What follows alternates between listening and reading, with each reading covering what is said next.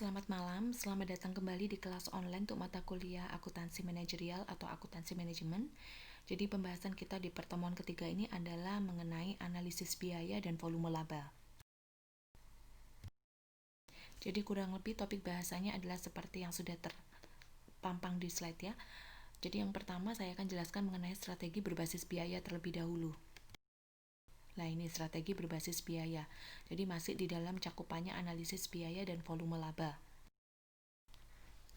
Oke. Jadi yang dimaksud dengan strategi berbasis biaya itu, jadi manajemen perusahaan itu kan memiliki berbagai hal ya yang harus dipikirkan dan juga dilakukan supaya bisa mencapai tujuan perusahaan. Jadi salah satu hal penting yang harus selalu diingat oleh setiap pengelola perusahaan itu adalah perusahaan tidak sendirian. Jadi ketika beroperasi di suatu wilayah tertentu, pasti ada pesaingnya. Jadi setiap perusahaan harus membangun strategi yang tepat untuk memenangkan persaingan dalam suatu pasar tertentu. Tanpa memenangkan persaingan, tujuan dari perusahaan tersebut tidak akan tercapai. Nah, karena itu, di antara berbagai fungsi manajemen, yang paling penting adalah fungsi manajemen strategi. Sebenarnya begitu ya.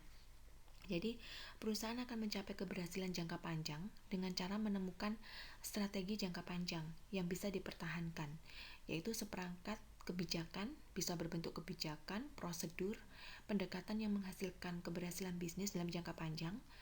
Nah, menemukan strategi dimulai dengan menentukan tujuan dan juga arah bisnis dalam jangka panjang terlebih dahulu, termasuk menentukan visi serta misi perusahaan. Kemudian, misi dikembangkan menjadi tujuan kinerja yang lebih spesifik lagi. Jadi tujuan spesifik tersebut lalu dikembangkan dan diimplementasikan jadi strategi perusahaan yang spesifik untuk mencapai tujuan yang bisa memenuhi misi perusahaan. Jadi manajemen strategi itu adalah proses yang digunakan oleh pengelola untuk merumuskan dan juga mengimplementasikan strategi itu sendiri dalam penyediaan customer value yang terbaik demi mewujudkan visi suatu organisasi. Nah, manajemen strategi itu merupakan upaya pengembangan posisi kompetitif perusahaan di tengah persaingan. Jadi sedangkan kalau kita mau bicara strategi, jadi strategi itu apa? Jadi strategi itu adalah pola tindakan utama yang dipilih untuk mewujudkan visi organisasi melalui misi. Jadi strategi adalah jalan yang dipilih perusahaan untuk mencapai tujuannya dan strategi yang akan diwujudkan dalam tindakan spesifik apabila dicapai itu nantinya akan memberikan keunggulan kompetitif yang diharapkan.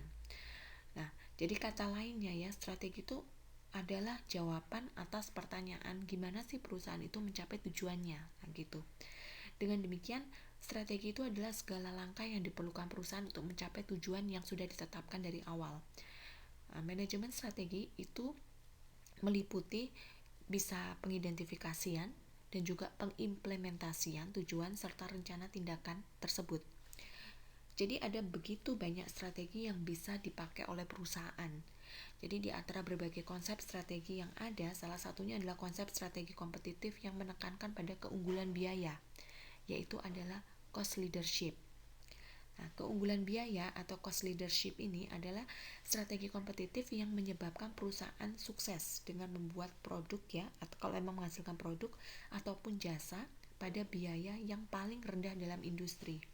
Nah, perusahaan menghadapi perusahaan pesaing dengan cara membuat produk pada biaya yang paling rendah. Jadi seolah seperti perang harga. Nah, cost leader akan menghasilkan laba yang cukup pada harga yang rendah. Sehingga di sini akan membatasi pertumbuhan persaingan dalam industri melalui keberhasilan perang harga dan juga nantinya akan malah merusak profitabilitas dari pesaing. Nah, cost leader ini umumnya memiliki pangsa pasar yang relatif besar dan cenderung menghindari segmen pasar yang kosong dengan menggunakan keunggulan harga untuk tujuannya menarik customer, menarik pasar. Jadi perusahaan yang memilih biaya sebagai basis strateginya dalam bersaing itu harus paham sekali dan memahami dengan baik klasifikasi biaya dan juga perilaku dari setiap jenis biaya yang ada. Nah, melalui pengenalan yang baik terhadap perilaku biaya dan juga hubungannya dengan berbagai unsur lain di dalam organisasi, jadi manajemen bisa nantinya memetik manfaat dalam membangun strategi yang tepat. Nah, kembali lagi ya, strategi itu kan tidak melulu cost leadership, tapi banyak sekali yang bisa ke arah fokus, diferensial, nah macam-macam ya. Tapi kebetulan kalau kita sekarang sedang berbicara mengenai analisis biaya volume laba, ini ditekankan, diarahkan kepada perusahaan yang menganut strategi berbasis biaya. Jadi menerapkan cost leadership gitu. Nah, hubungan di antara beberapa unsur. Nah, di sini nah ini ya. Jadi hubungan di antara beberapa elemen. Jadi jumlah produk yang dihasilkan perusahaan di dalam suatu periode tertentu itu akan memiliki hubungan langsung dengan besarnya biaya yang dikeluarkan perusahaan. Nah, besarnya biaya yang dikeluarkan perusahaan tersebut pada saat dipertemukan dengan nilai penjualan dari produk yang dihasilkan perusahaan pada suatu periode itu akan berpengaruh secara langsung terhadap besarnya laba yang diperoleh perusahaan. Analisis untuk melihat hubungan di antara ketiga variabel tersebut itulah yang disebut dengan analisis biaya volume laba. Makanya kita sekarang membahas mengenai analisis biaya volume laba itu adalah suatu metode analisis. Tujuannya untuk melihat hubungan antara besarnya itu kan sudah kelihatan ada 3 komponen ya di situ. Besarnya biaya berapa yang akan dikeluarkan suatu perusahaan dan besarnya volume penjualan serta laba yang diperoleh pada suatu periode tertentu. Nah, 3 komponen inilah yang akan kita lakukan penganalisaan. Terdiri dari biaya, volume, dan juga labanya. Jadi, analisis biaya volume laba ini sangat membantu manajer suatu perusahaan untuk membuat keputusan berkaitan dengan fungsinya. Jadi analisis ini membantu manajer untuk melihat hubungan antara 5 elemen. Apa saja itu? Nah, pertama, harga produk ya. Jadi di sini yang dimaksud dengan harga produk itu adalah harga yang ditetapkan di dalam suatu periode tertentu secara konstan. Itu adalah harga produknya. Yang kedua, volume atau tingkat aktivitas. Jadi artinya adalah besarnya produk yang dihasilkan dan direncanakan yang nantinya akan dijual di dalam suatu periode tertentu. Yang ketiga adalah biaya variabel per unit. Jadi besarnya biaya produk yang dibebankan secara langsung pada setiap unit barang yang diproduksi. Yang keempat, total biaya tetap. Ya, total biaya tetap di sini adalah keseluruhan biaya periodik di dalam suatu periode tertentu. Jadi semuanya pasti akan terekam di laporan laba rugi ya, karena ini adalah biaya. Kemudian yang terakhir adalah bauran produk yang dijual. Jadi maksudnya bauran produk yang dijual itu adalah proporsi relatif produk-produk perusahaan yang akan dijual. Jadi misalnya perusahaan itu punya atau menghasilkan beberapa jenis produk A, B, dan juga C. Nah, nanti setelah menggunakan analisis biaya volume laba ini, perusahaan itu bisa menentukan idealnya untuk produksi produk A, B, dan juga C itu dalam jumlah berapa banyak. Nah, begitu.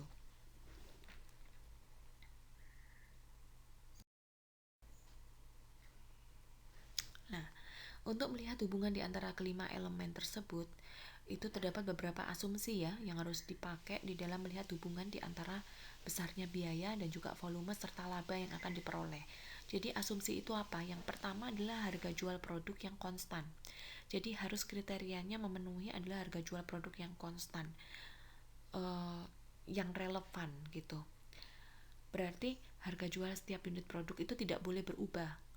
Nah, walaupun terjadi perubahan volume penjualan, jadi harga jual produknya harus tetap. Yang kedua, biaya bersifat linear dalam rentang cakupan yang relevan dan juga bisa dibagi secara akurat ke dalam elemen biaya tetap dan juga biaya variabel. Jadi jumlah biaya variabel per unit itu konstan dan jumlah biaya tetap totalnya juga harus konstan. Nah, itu maksud poin kedua seperti itu. Yang ketiga, dalam perusahaan multi produk, bauran penjualannya tidak berubah. Jadi seperti yang saya katakan, Seandainya perusahaan menghasilkan beberapa jenis produk A, B, dan juga C, itu porsinya untuk A seandainya 40%, B 40%, C 20%, itu harus seperti itu sepanjang waktu supaya bisa menggunakan analisa biaya volume laba ini. Yang keempat, jumlah unit yang diproduksi sama dengan jumlah unit yang dijual. Artinya jumlah persediaannya itu tidak boleh berubah, tidak berubah. Nah, syarat-syarat ini harus dipenuhi terlebih dahulu, ya. Jadi, dengan pengertian dan juga asumsi seperti yang sudah saya jelaskan di slide-slide sebelumnya, kalau salah satu elemen saja berubah, maka hasil dari analisis biaya volume laba pasti akan menghasilkan kesimpulan yang berbeda dan bisa menghasilkan keputusan yang nantinya akan berbeda juga. Tapi tujuan utama dari analisis ini adalah untuk melihat hubungan di antara elemen-elemen tersebut. Jadi elemen biaya, volume, dan juga laba, serta pengaruhnya satu sama yang lainnya itu bagaimana.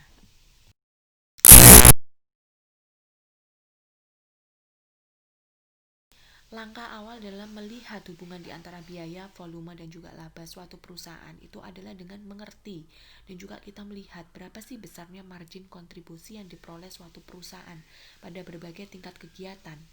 Nah, pada setiap tingkat kegiatan, perusahaan itu akan memiliki kemampuan menghasilkan margin kontribusi yang berbeda-beda. Nah, besarnya margin kontribusi per unit yang bisa diperoleh suatu perusahaan itu akan menentukan kecepatan perusahaan tersebut menutup biaya tetapnya dan kemampuan menghasilkan laba. Jadi kalau ditarik kesimpulan ya, pengertian dari margin kontribusi itu adalah sebenarnya selisih antara nilai penjualan dengan biaya variabelnya. That's all, ya. Jumlah tersebut akan digunakan untuk menutup biaya tetap dan menghasilkan laba periode tersebut. Itulah yang dimaksud dengan margin kontribusi. Jadi semakin besarnya margin kontribusi yang diperoleh perusahaan dari setiap unit produk yang dijualnya, jadi semakin cepat pula perusahaan tersebut menutup biaya tetapnya dan mencapai laba yang diinginkan. Jadi semakin kecil margin kontribusi yang dihasilkan dari setiap unit produk yang dihasilkannya, semakin lama juga perusahaan tersebut menutup biaya tetapnya dan mencapai laba yang diinginkan. Kalau perusahaan sudah menjual produknya sampai jumlah tertentu gitu ya, di mana seluruh biaya tetapnya bisa ditutup, maka pada volume penjualan selanjutnya perusahaan tinggal memperoleh laba usahanya. Nah, kurang lebih seperti inilah ilustrasinya. Nah, kita bisa lihat sama-sama di sini ketika penjualan kita coba-coba ya ini ya, dari volumenya kita bikin beragam dari 1 unit, 10 unit, 100 unit, 1000 unit sampai 1500 unit penjualan, volume penjualan. Jadi kalau harga jual per unitnya adalah 750.000, maka ketika kita menjual 1 unit, nah jadi penjualannya jadi 750.000. Biaya variabelnya seandainya adalah untuk biaya variabel 1 unit 300.000. Jadi margin kontribusi tadi kan dikatakan selisih antara penjualan dengan biaya variabel, makanya kita kurangkan margin kontribusi 700 dari penjualan 750.000 kita kurangkan dengan biaya variabel 300.000. Jadi margin kontribusinya sebesar 450.000. Sedangkan biaya tetap ini kan asumsinya harus konstan. Biaya tetap konstan, jadi biaya tetapnya adalah 900 juta di sini. Nah, maka yang ada margin kontribusi tidak mampu menutupi biaya tetap, sehingga ada rugi usaha sebesar 899.550.000. Nah, bagaimana kalau 10 unit? Nah, 10 unit otomatis penjualannya juga akan meningkat ya. 750.000 kita kalikan 10 unit jadi 7.500.000. Biaya variabelnya juga akan mengalami peningkatan. Dari 300.000 kita kalikan 10 jadi 3 juta. Sehingga margin kontribusinya sebesar 4.500.000. Sedangkan biaya tetap flat sebesar 900 juta, sehingga labanya tidak mungkin bisa laba karena margin kontribusi tidak bisa menutupi biaya tetap, sehingga rugi usahanya sebesar 895.550.000. Kalau 100 unit, nah ternyata 100 unit tinggal kita kalikan saja ya penjualannya. Dari 750 juta kita kalikan 100 unit, nah 75 juta. Nah, hasilnya ternyata masih juga rugi ya, karena besarnya margin kontribusi cuma 45 juta, tidak bisa menutupi biaya tetapnya 900 juta. Nah, kita coba terus sampai 1.500 pun juga, yang sudah kita jual laku 1.500 pun masih belum mampu menutupi biaya tetap sebesar 900 juta. Jadi masih ada rugi usaha sebesar 225 juta. Nah, kita masih pantang menyerah, kita coba lagi dengan 2000 unit untuk volume penjualan. Jadi 750.000 kita kalikan 2000 berarti 1,5 M ya penjualannya. Biaya variabelnya 300.000 kita kalikan 2000 unit, 600 juta. Margin kontribusinya selisih dari penjualan dan biaya variabel adalah 900 juta, sedangkan biaya tetapnya adalah 900 juta juga. Lah berarti sudah impas di sini. Berarti di sini tidak ada laba, tidak ada rugi juga, jadi nol. Nah, inilah. Jadi kesimpulannya di posisi 900 di posisi penjualan sebanyak 2000 unit, setiap sumbangan margin kontribusi per unitnya berarti merupakan sumbangan terhadap laba perusahaan, dan setiap tambahan margin kontribusi di atas 900 juta berarti tambahan terhadap laba usaha sebesar jumlah yang sama. Jadi kebetulan ini tidak ada sumbangan dari margin kontribusi yang lebih, tapi sama dengan biaya tetapnya, makanya nilainya tidak laba dan juga tidak rugi gitu.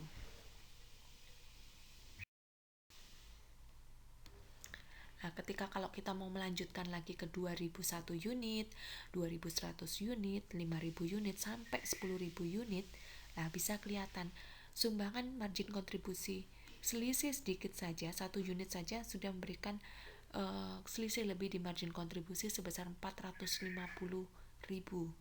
Nah, 450.000 ini selisih lebih di atas biaya tetap. Jadi biaya tetap sudah tercover semuanya, selisih lebihnya itulah masuk ke laba usaha.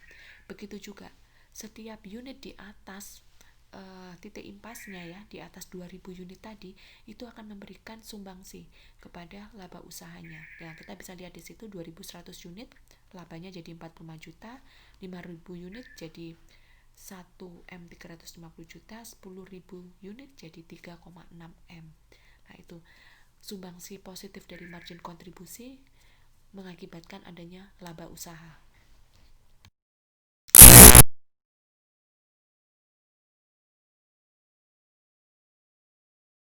Langkah awal dalam melihat hubungan di antara biaya, volume, dan juga laba suatu perusahaan itu adalah dengan mengerti dan juga kita melihat berapa sih besarnya margin kontribusi yang diperoleh suatu perusahaan pada berbagai tingkat kegiatan.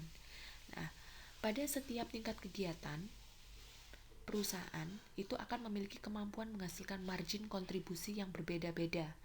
Nah, besarnya margin kontribusi per unit yang bisa diperoleh suatu perusahaan itu akan menentukan kecepatan perusahaan tersebut menutup biaya tetapnya dan kemampuan menghasilkan laba.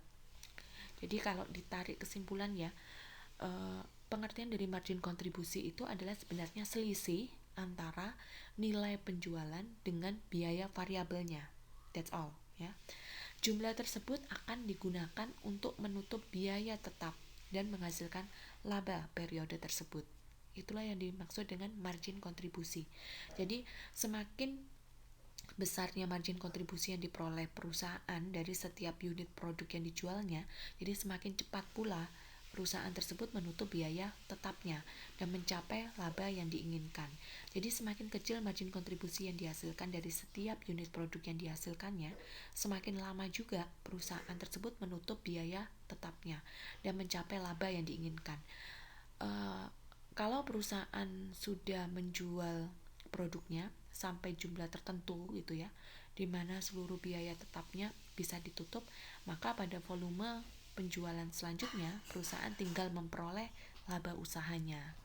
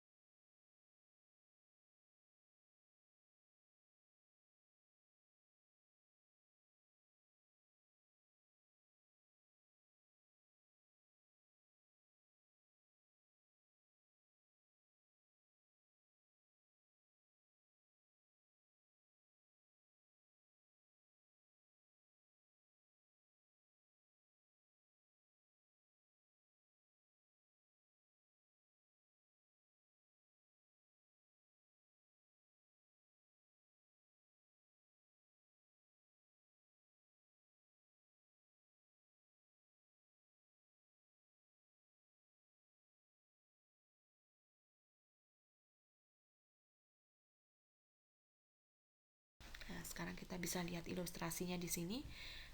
Nah, di sini ada PT Warna Kita adalah perusahaan produsen zat pewarna kain.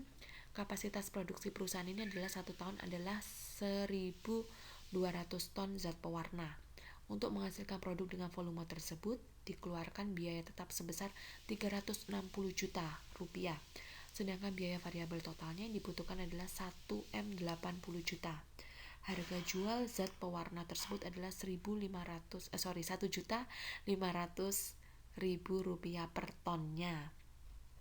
Nah, berdasarkan data tersebut, kalau dihitung titik impasnya, maka harus dihitung terlebih dahulu biaya variabel per tonnya, gitu kan? Karena kan memang tadi diminta biaya variabel per unit berapa. Nah, kita sudah tahu biaya variabel yang dibutuhkan untuk memproduksi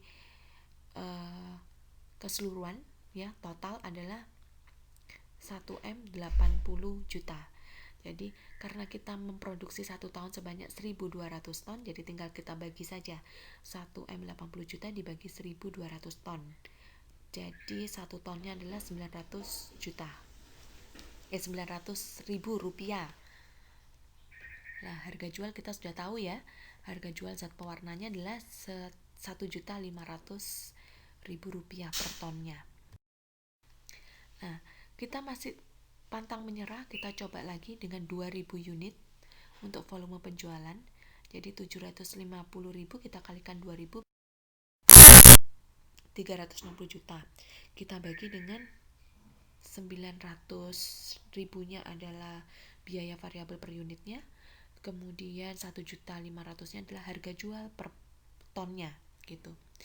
Jadi didapat titik impasnya adalah sebesar 900 juta, yaitu merupakan nilai penjualan minimal supaya perusahaan tidak mengalami kerugian, tetapi sekaligus juga merupakan nilai penjualan yang mengakibatkan perusahaan belum memperoleh keuntungan. Jadi untuk mengetahui volume penjualan berapa, supaya perusahaan tidak mengalami kerugian bagi nilai penjualan dengan harga jual setiap unitnya, nah kita hitung dengan cara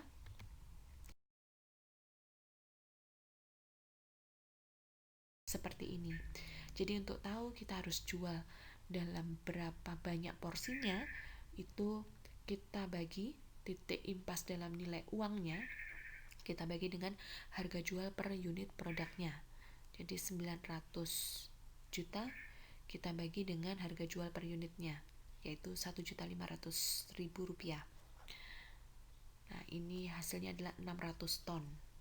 Jadi seandainya kalau memang masih belum percaya dengan rumus ini, mau lakukan pembuktian, itu boleh.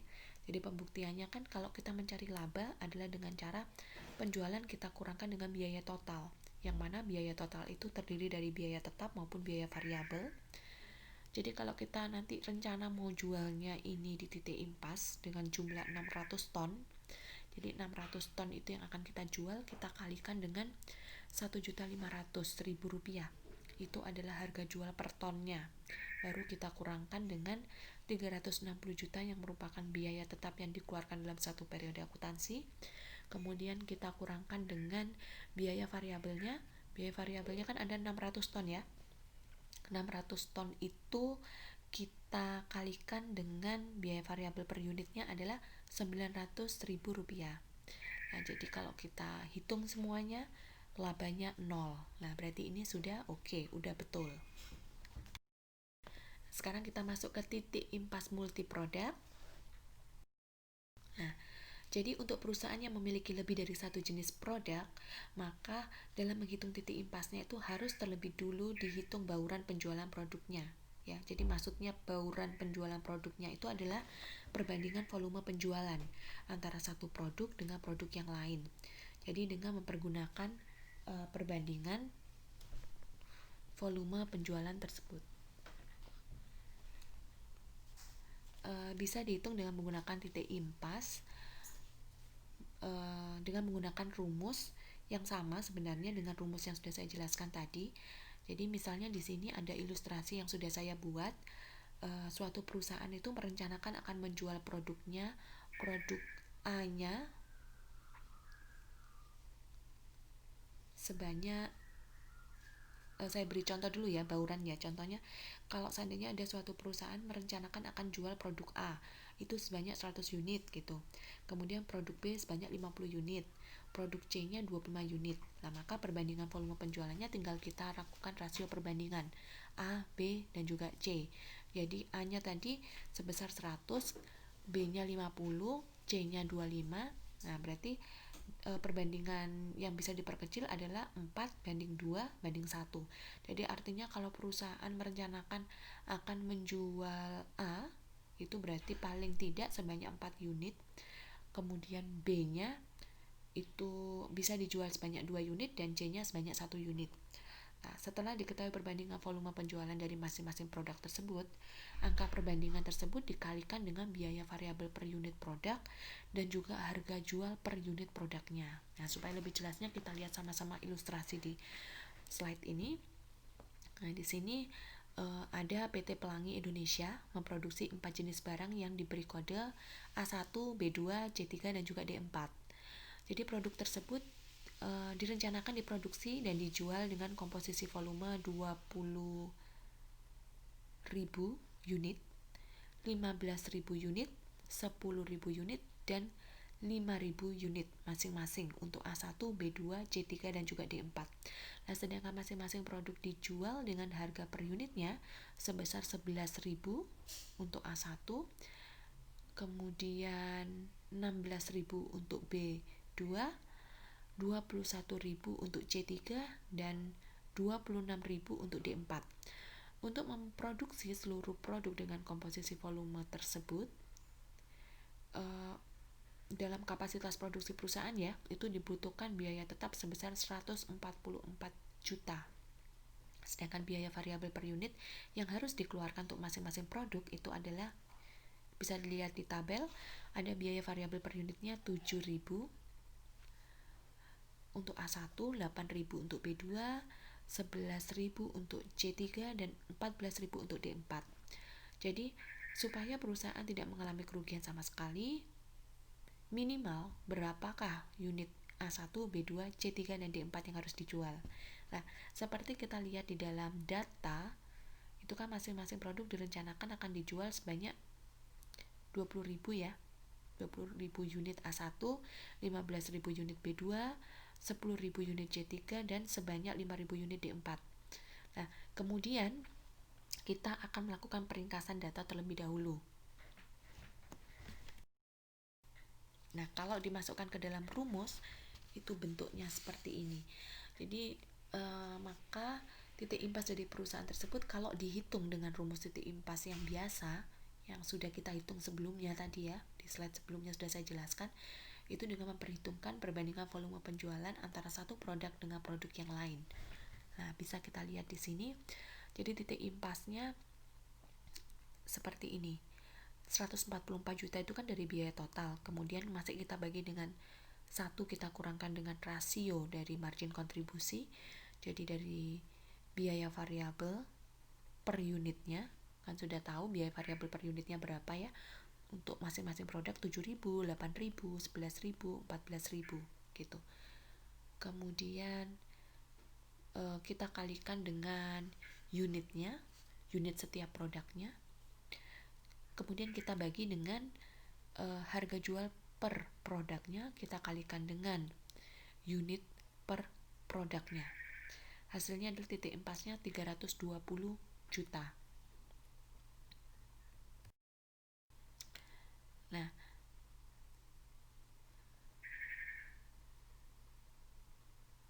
jadi kalau mau kita cari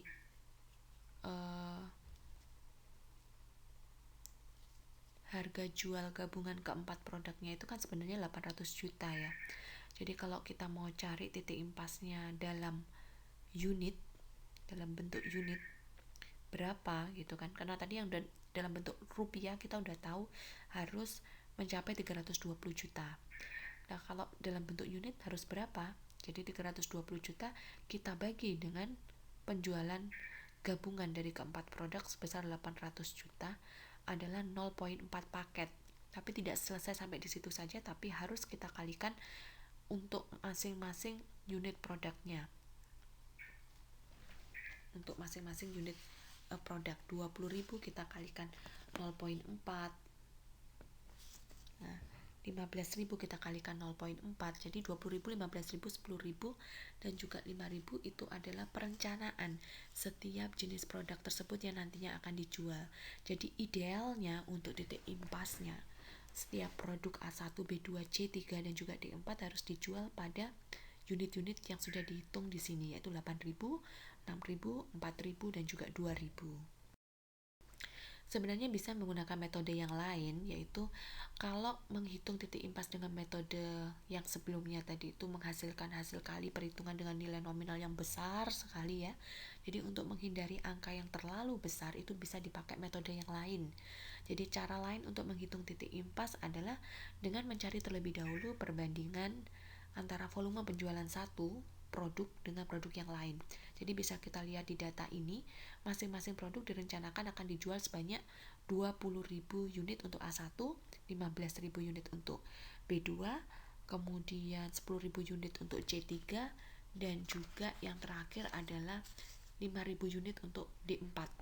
Nah, itu artinya kalau kita buat volume perbandingan terkecil, ya perbandingan terkecil, itu kan bisa jadi 20, 15, 10, dan juga 5 gitu. Tapi kalau kita sederhanakan lagi, masih bisa jadi perbandingan volume penjualannya A1 itu 4, B2 3, C3 2, D4 1. Nah, bisa dilihat di sini seperti ini.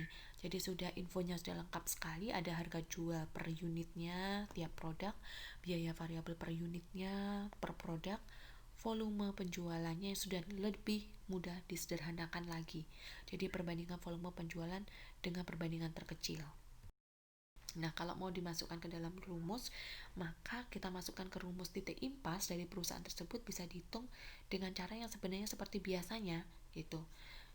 Biaya tetap total kita bagi dengan 1 dikurangi rasio dari margin kontribusi. Nah, jadi seperti ini. Kita kalikan menggunakan perbandingan volume penjualan per produk, kita kalikan dengan biaya variabel per unitnya untuk masing-masing produk. Kemudian baru kita bagi dengan perbandingan volume penjualan per produk, kita kalikan dengan harga jual per produknya.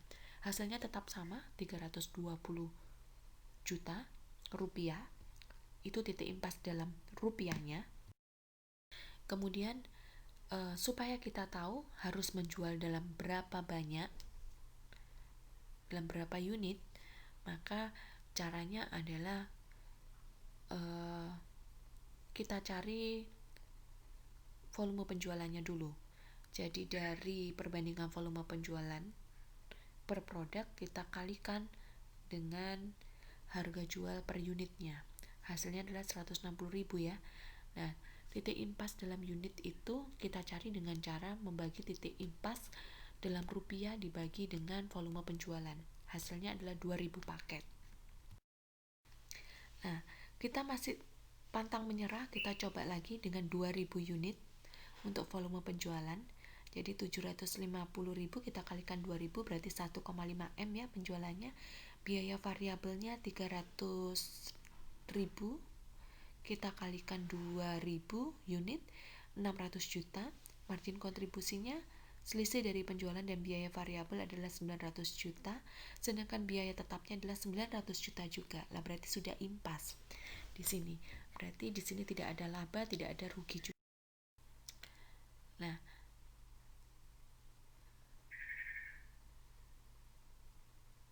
jadi kalau mau kita cari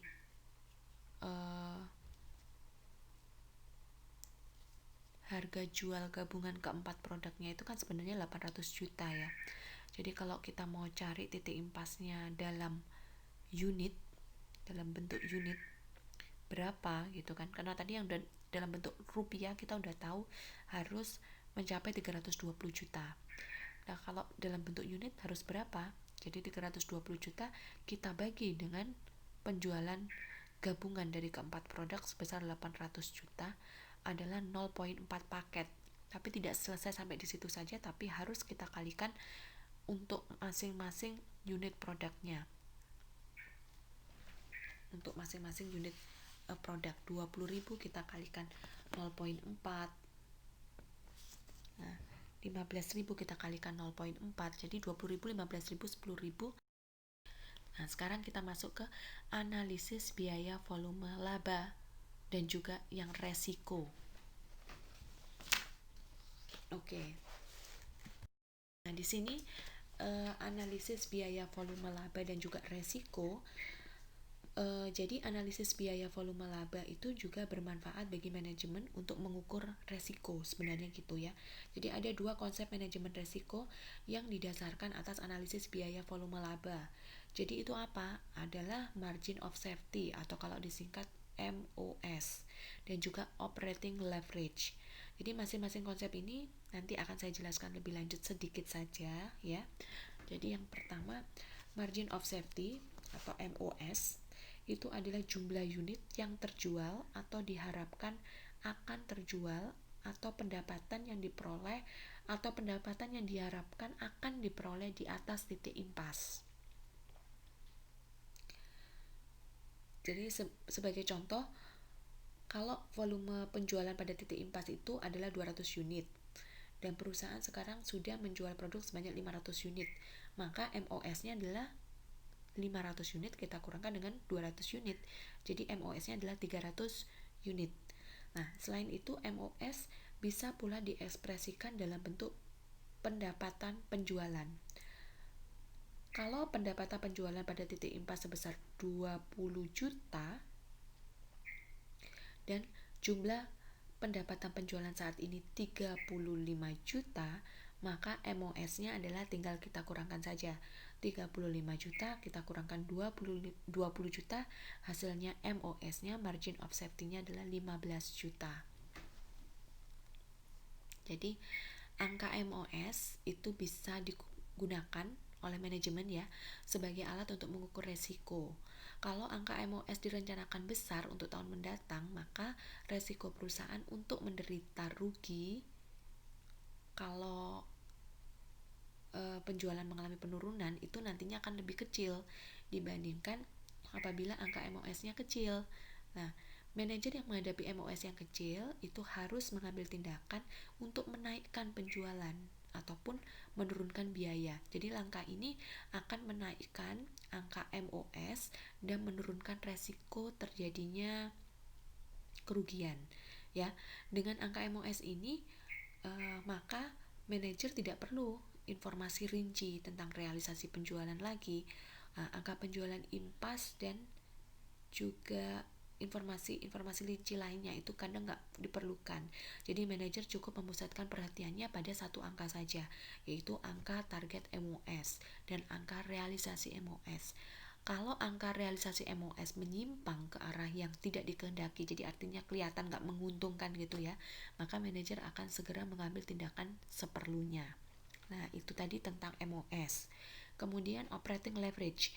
Jadi operating leverage itu adalah bauran relatif biaya tetap dan biaya variabel yang ada dalam sebuah organisasi. Jadi dalam situasi tertentu kadang-kadang dimungkinkan untuk mengubah bauran biaya tetap dan juga biaya variabel. Ketika biaya variabel itu turun, margin kontribusi per unitnya naik sehingga kontribusi setiap unit produk yang dijual itu akan lebih besar. Nah, pengaruh fluktuasi penjualan ini adalah pada kenaikan kemampu labaannya. Jadi perusahaan yang mengeluarkan biaya variabel yang lebih sedikit dan mengeluarkan biaya tetap yang lebih besar itu akan mengalami peluang menaikkan keuntungan yang lebih besar ketika penjualan mengalami kenaikan dibandingkan perusahaan yang memiliki bauran biaya tetap yang lebih sedikit. Nah, makanya dengan demikian biaya tetap bisa digunakan sebagai pengganda leverage ya untuk menaikkan laba. Nah, di sisi lain, sebuah perusahaan yang memiliki operating leverage yang tinggi, jadi unsur laba ya, unsur apa ya, unsur biaya tetapnya lebih besar, itu juga akan menghadapi resiko penurunan laba yang lebih besar kalau penjualan mengalami penurunan dibandingkan perusahaan yang memiliki operating leverage yang lebih rendah. Jadi dengan demikian operating leverage itu bisa didefinisikan sebagai penggunaan aktiva tetap untuk memperoleh perubahan persentase laba yang lebih tinggi ketika aktivitas penjualan berubah. Jadi baik perubahannya berupa kenaikan maupun penurunan. Jadi semakin besar derajat operating leverage, semakin besar juga pengaruh perubahan tingkat penjualan terhadap labanya. Nah, karena adanya fenomena yang seperti tadi saya sebutkan itu, maka kombinasi ataupun rasio biaya tetap dan biaya variabel yang dipilih oleh organisasi itu mempunyai pengaruh yang besar terhadap tingkat laba dan resiko operasi. Nah, derajat operating leverage atau degree of operating leverage DOL itu ya, bisa diukur untuk berbagai tingkat penjualan dengan menggunakan data margin kontribusi. Nah, jadi rumusnya adalah uh, degree of degree of operating leverage bisa dicari dengan cara margin kontribusi dibagi sama laba. Jadi kalau biaya tetap ditingkatkan supaya biaya variabel turun sehingga margin kontribusi meningkat dan laba turun, maka rasio margin kontribusi terhadap kenaikan penjualan menunjukkan kenaikan angka degree of operating leverage gitu. Jadi pengukuran ini sebenarnya perlu ya dipakai karena hal ini menginformasikan perubahan laba untuk setiap persentase perubahan volume penjualan. Kalau dikalikan dengan persentase perubahan dalam penjualan, degree of operating leverage nantinya akan menghasilkan persentase perubahan laba. Jadi kalau dibentuk rumus jadinya cari persentase perubahan laba dengan cara degree of operating leverage kita kalikan dengan persentase. Nah, ini di sini. Di sini kita bisa melihat ada beberapa perbedaan dari dua alternatif yang ada. Nah,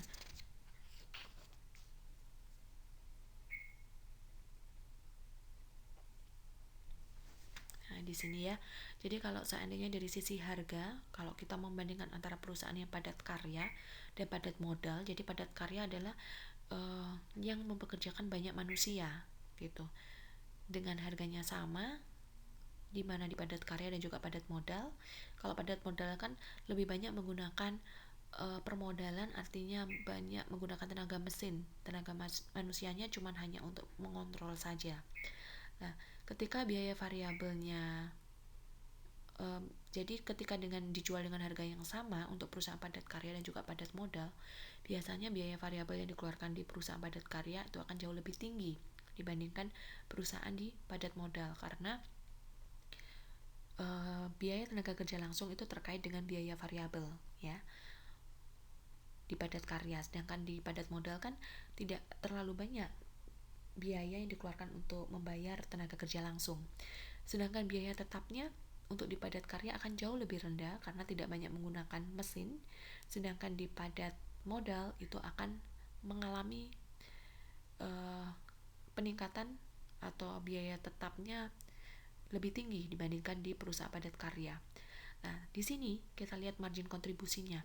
Jadi margin kontribusinya itu kan kita dapat dari biaya variabel per unit kita bagi dengan harga jual per unit.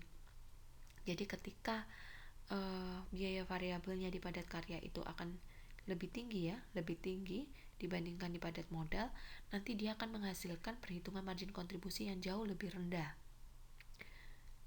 Karena memakan biaya variabel yang lebih tinggi. Sedangkan di padat modal dengan mengkonsumsi biaya variabel yang jauh lebih rendah dengan harga yang sama, maka margin kontribusinya akan jauh lebih tinggi. Nah, jadi ini akan berefek ke pencapaian laba dan pengcoveran dari biaya tetapnya gitu ya. Jadi titik impasnya otomatis kalau yang di perusahaan padat karya itu akan jauh lebih rendah dibandingkan dengan padat modal karena biaya tetapnya itu yang perlu dijangkau untuk perusahaan padat karya itu kan jauh lebih rendah dibandingkan biaya tetap yang harus di cover oleh perusahaan padat modal. Nah, begitu juga dengan margin of safety-nya. Jadi margin of safety-nya biasanya perusahaan padat karya itu akan lebih tinggi dibandingkan dengan perusahaan padat modal karena titik impas yang jauh lebih rendah tersebut otomatis sumbangsi dari margin kontribusi berapapun itu sudah merupakan laba, sehingga selisih dari sumbangsi tersebut terhadap titik impas, nah itu nanti akan memberikan range yang jauh lebih lebar di padat karya dibandingkan di perusahaan padat modal. Nah, sedangkan degree of operating leverage-nya ini akan jauh lebih rendah kalau di perusahaan padat karya dibandingkan dengan di padat modal. Tapi resiko yang harus ditanggung di perusahaan padat karya itu karena permodalannya kecil yang diberikan, jadi itu akan jauh lebih rendah dibandingkannya padat modal, sehingga potensi pertambahan labanya sebenarnya lebih berganda yang mana perusahaan padat modal. Nah, ini potensi pertambahan laba kan bisa ditunjukkan dengan degree of operating leverage-nya. Jadi degree of operating leverage karena penggunaan dari aktiva tetapnya di perusahaan padat modal itu kan jauh lebih beragam, lebih banyak gitu ya. Makanya ya otomatis degree of operating leverage-nya akan jauh lebih tinggi, sehingga potensi pertambahan labanya sebenarnya akan jauh lebih cepat di perusahaan padat modal dibandingkan padat karya.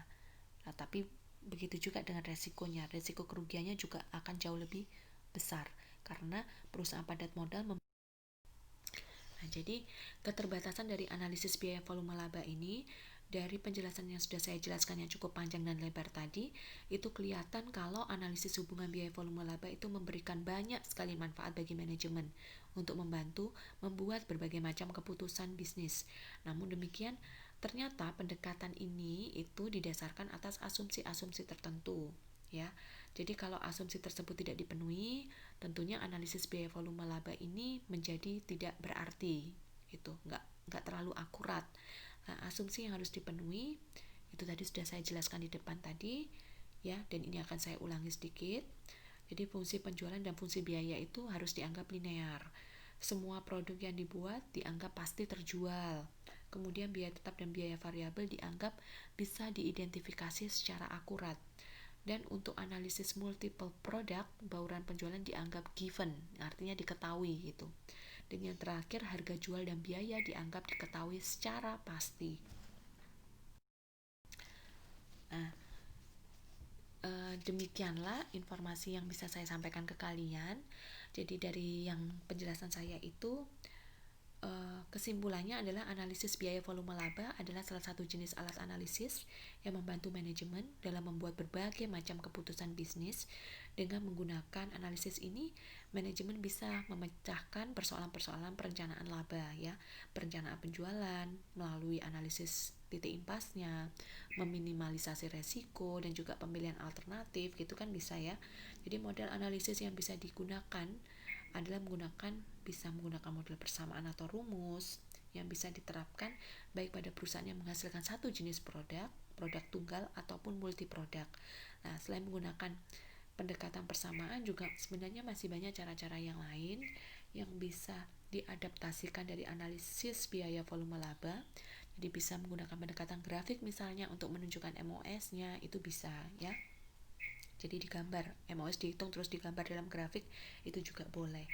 Jadi intinya dengan pendekatan apapun itu nantinya tujuannya untuk membantu melaksanakan tugas manajerial.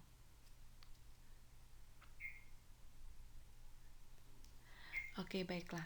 Begitulah informasi mengenai analisis biaya volume laba. Mudah-mudahan informasi yang saya sharekan ini bermanfaat untuk kalian semua. Sampai ketemu di kelas online berikutnya. Dan apabila ada pertanyaan, silakan drop message lewat WA group. Oke, sekian ya. Saya akhiri. Selamat malam.